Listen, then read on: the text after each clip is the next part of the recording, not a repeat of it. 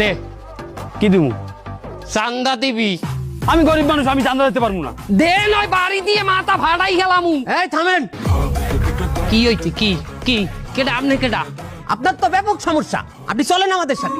কমে যামু কেন, আপনি কি আমাদের সাথে যাইতে ভয় পাইতে আছেন? এ বেটা কির ভয়? চান্দা বাইরে তুই ভয় দেও, ডর দেও।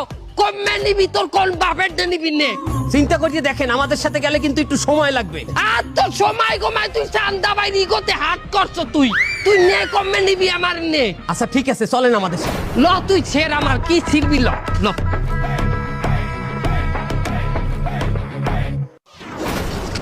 হুজুর আমারে 3 চিল্লাই নিয়েন না হুজুর, 3 চিল্লাই 4 মাস হুজুর, আমার পরীক্ষা আছে হুজুর।